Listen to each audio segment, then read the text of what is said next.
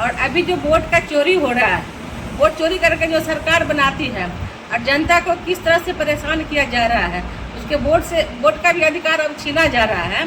तो इतना जो सरकार जनता के ऊपर जुल्म कर रहा है, और उसके बाद इतना युवा सब बेरोजगार घूम रहा है रोड पे, और इतना भ्रष्टाचार, घूसखोरी सब कुछ है, ये सब विकास ये मुद्दा रहेगा चुनाव में। क्या लग रहा है 2025 का चुनाव होगा तो तेजस्वी यादव का फेस आगे करके राजद लड़ रही है, तेजस्वी जी सीएम बनेंगे 2025 के चुनाव में? देखिए, तेजस्वी जी तो सीएम 2020 में ही जनता उनको ना अपना मत दिए थे उनको सीएम बनाने के लिए, लेकिन जानबूझ के वोट के चोरी करके उनको जानबूझ के 10-15 सीट पे हरा दिया गया था और उनको सीएम बनने से वंचित कर दिया गया था। लेकिन जनता इस बात समझ गई है कि किस तरह से वो लोग वोट चोरी करके और इनको सीएम बनने से रोक रहा है। और 20 साल से नीतीश कुमार बिहार को एकदम गर्त में मिला दिया है। भ्रष्टाचार, रोजगारी चरम सीमा छू रहा है। और आपको क्या कह रहे हैं कि इतना बेरोजगार लड़का पढ़ लिख के रोड पर घूम रहा है, लड़का लड़की सब रील बना रहा है। पुलिस में 50% आरक्षण दे के इतना वो लोग संतुलन को बर्बाद कर दिए हैं कि जो भी शादीशुदा लड़की है, लड़का है, सब अपनी पत्नी को छोड़ के, अपने हस्बैंड को छोड़ के दूसरे जगह शादी कर रहा है, परिवार टूट रहा है, कितना खुदकुशी हो रहा है, आत्महत्या सब कर रहा है। इसलिए तेजस्वी जी को बिहार को फिर से पटरी पे लाने के लिए, संतुलन बनाने के लिए जनता इस बार मन बना चुकी है कि तेजस्वी जी को, इस महागठबंधन को वोट करेगी और तेजस्वी जी को बिहार में सीएम, बिहार के बदलाव के लिए तेजस्वी जी को सीएम बनना अब जरूरी है। हसनपुर विधानसभा क्षेत्र में कुछ ऐसे भी राजद के दावेदार दिखाई देते हैं जो 5 साल तक जनता के बीच कभी नहीं थे, लेकिन अब वो राजद से टिकट के दावेदारों में अपना नाम गिना रहे हैं। देखिए, दावेदारी करने में किसी को मना नहीं है, क्योंकि ये प्रजातंत्र है और कोई भी जो भी आरजेडी के एक छोटा सा भी वर्कर है, एक वोट का भी मालिक है, वो भी दावेदारी कर सकता है। हम बात कर रहे हैं रिटायर्ड डीडीसी थे एक सर्वनारायण यादव बताए जा रहे हैं, जो कि वो भी क्षेत्र में घूम रहे हैं और कह रहे हैं कि राजद से हम, जबकि वो हसनपुर विधानसभा क्षेत्र के हैं ही नहीं, कहीं जनता के बीच कभी नहीं थे। देखिए, ये जो सर्वनारायण यादव है ना, उनका वो हालत होगा जो गुप्तेश्वर पांडेय जी को हुआ था, जो बिहार के पूर्व डीजीपी थे। उनको भी ना नीतीश कुमार जी बोले थे कि आपको हम टिकट देंगे, चुनाव लड़ाएंगे 2020 में, तो वो नौकरी से रिजाइन दे दिए थे। लेकिन उनको ना नीतीश कुमार क्या किए थे, हाथ में ना तुलसी का माला थमा दिए, और गुप्तेश्वर पांडेय पूरे देश में घूम घूम के राम कथा कर रहे हैं। वही हाल होगा इसको सर्वनारायण यादव को, कि जब उनको चुनाव में टिकट नहीं मिलेगा, इनको फिर ये भी हाथ में कंठी का माला लेंगे और घूम घूम के सीताराम करेंगे। बस सर्वनारायण यादव का अब यही होना बाकी है। क्या लगता है मैडम कि इस बार आरजेडी महिला को प्राथमिकता देगी हसनपुर विधानसभा में? देखिए, आरजेडी इस बार पूरे बिहार में महिला को प्राथमिकता दे रही है, और तेजस्वी यादव जी हैं पूरे 243 विधानसभा में अपना सर्वे करा रहे हैं। जो भी महिला और जेंट्स जो भी इस योग्य होगा, जो जिनको टिकट देंगे और चुनाव जीत के वो जाएंगे, उन्हीं को वो टिकट देंगे।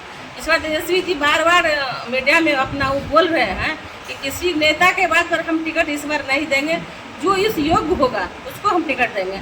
और इस विधानसभा में भी सर्वे उनके पार्टी का, आरजेडी का, मेरे पार्टी का हो रहा है, और जो उस योग्य कैंडिडेट होंगे, जो समीकरण में फिट करता होगा, उनको वो टिकट देंगे। आज से वोटर अधिकार यात्रा शुरू हुई है, जिसमें तेजस्वी यादव भी रहेंगे, राहुल गांधी भी रहेंगे, सासाराम से शुरू हुई है। इस पर क्या कहें? देखिए, 65 लाख वोटर का नाम हटा दिया गया है बिहार में। तो मोदी जो 65 लाख वोटर का नाम हटा दिया है, जिसको अगर वोटर लिस्ट से अभी नाम हटाया है, कल से उसको राशन नहीं देगा, उसको पेंशन नहीं देगा, उसको सरकारी नौकरी में कहीं जगह नहीं देगा, और उसको फिर कहेगा कि आप इस देश के नागरिक नहीं है। तो इसलिए राहुल गांधी जी और तेजस्वी जी लोगों को जागरूक करने के लिए इस यात्रा को शुरू किए हैं, और वो बता रहे हैं कि वोटर लिस्ट में आपका नाम रहना आपका अधिकार है, और हमारे संविधान में मत का अधिकार ही जिसके पास है वो मेरे देश का नागरिक है। तो मोदी और साजिश के तरह चुनाव आयोग को आगे करके आदमी को मत उसका हटा रहे हैं, वोटर लिस्ट से नाम काट के उसका अधिकार को ख़त्म करना चाह रहे हैं। लेकिन हमारे जो नेता हैं, समाजवादी नेता हैं, समाज विचारधारा के हैं, गरीबों के लिए वो काम कर रहे हैं। तो लोगों को जागरूकता करने के लिए वो इस यात्रा को शुरू किए हैं, और लड़ाई चुनाव आयोग से सुप्रीम कोर्ट में लड़ रहे हैं।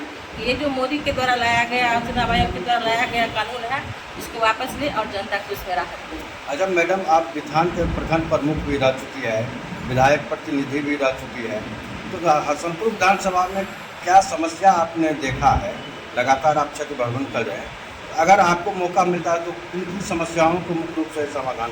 देखिए, हम जो समस्या देखे हैं कि जनता की बात तो यहाँ कोई सुनने वाला नहीं है। अगर कोई भी जनता किसी को गलत केस में फंसा दिया जाता है, उस समय वो दर दर भटकता है और कोई विधायक हो, कोई मुखिया हो, कोई प्रमुख हो, उसको इतना नहीं हिम्मत रहता है कि दरोगा के फ़ोन करे या उसके साथ जाके कहे कि आप इसको इस केस में क्यों फंसाए हैं। क्योंकि इतना ना भ्रष्टाचार बढ़ गया है, घुसखोरी बढ़ गया है कि ये जो थाना प्रभारी हैं आपको किसी का बात नहीं सुनता है। तो जनप्रतिनिधि का ना इस सरकार में कोई वैल्यू नहीं है। हर थाना के जो दलाल है, हर थाना में 10-5 आपको दलाल मिल जाएगा, दलाल को ही चलता है।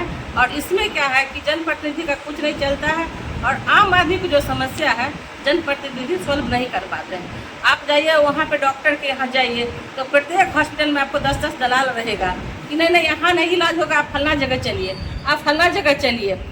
तो अभी स्वास्थ्य समस्या जो है वो भी चरमराया हुआ है, कानून व्यवस्था वो भी चरमराया हुआ है, आपका जो भ्रष्टाचार उसी चरम सीमा पे है। ऐसा कोई भी किसी भी आप विभाग में जाइए जहाँ की समस्या नहीं है। आप एक वीडियो के यहाँ जाइए तो आपको प्रतिनिधि को वीडियो बैठने के लिए नहीं कहेगा, 5 बार सोचेगा कि कौन है, कोई फला बाबू है तो अगर उसके नाम के आगे कुछ बाबू लगा हुआ है, कुछ वो दबंग आदमी है या कुछ प्रभाव है तो वीडियो उसको बैठने देगा। चलिए मुखिया जी कोई बात हाँ ही करा, बस उसको कोई मतलब नहीं, उसके बात का कोई एंट्री नहीं लेता। तो बिहार में आप अभी किसी जगह किसी विधानसभा में जाइएगा तो सब जगह समस्या है। और अभी देख रहे हैं कितना हर जिला में रोज मर्डर हो रहा है। ऐसा कौन जिला है कि जहाँ 4-5 मर्डर का आप लोग को घटना नहीं घटे, आपको नहीं आता होगा। आप लोग तो खुद मीडिया है, खुद दिखाते हैं, आप ही लोग को दिखाने से हम लोग को पता चलता है ना आज कहाँ घटना घटा है। तो अभी बिहार जो बदहाल स्थिति में है, बदतर स्थिति में है, इसको एक तेजस्वी यादव जी ऐसा नेता है बिहार में जो स्थिति को कंट्रोल कर सकते हैं। और बोले हैं कि अगर मेरी सरकार बनती है तो 72 घंटा के अंदर सबसे पहले मैं कानून व्यवस्था को अपने हाथ में लूँगी और उसको कंट्रोल करेंगे। क्या लगता है, आप जैसे अभी बताया कि बिहार में अफसरशाही चरम सीमा पे है, तो आपकी सरकार, आपकी पार्टी की सरकार अगर बनती है तो इस पे कंट्रोल कर पाएगा तेजस्वी? देखिए, जब लालू जी की सरकार था ना तो एक साधारण वर्कर भी जाता था थाना पे तो उसको थाना में कुर्सी मिलता था और वो बैठता था और कहता थे नहीं करो बड़ा दरोगा बाबू काम, हम लालू यादव के फोन लगवे छिए। इतना ही में दरोगा का हालत खराब हो जाता था। और आज हम भी जनप्रतिनिधि 10 साल प्रमुख रहे हैं और अभी के जो जनप्रतिनिधि मुखिया हैं, पंचायत समिति हैं, जो भी हैं, आप उनसे भी एक दिन बात कर लीजिएगा। क्या थाना प्रभारी उनका फोन उठाता है? फोन उठाने के बाद उनको जो बात की रिस्पॉन्स लेते हैं, क्योंकि हर थाना में 10-10 दलाल हैं। दलाल जो कहेगा वही बात होगा। और ऐसा कोई भी केस नहीं देखिएगा जिसमें काउंटर केस नहीं रहेगा। ऐसा थाना में आप जाइए, ग्राफ उठाइए कि जो भी मामला होगा, जो भी थाना में केस दर्ज होगा तो सभी मामला में काउंटर केस होगा। और दोनों तरफ से दरोगा पैसा लेता है, चाहे वो गोली लगा हुआ आदमी हो, मर्डर हुआ आदमी हो। आज के दरोगा जितने बन के आए हैं, खास करके जो नया लड़का युवक थाना प्रभारी बनता है, उसमें थोड़ा सा भी संवेदनशीलता नहीं है।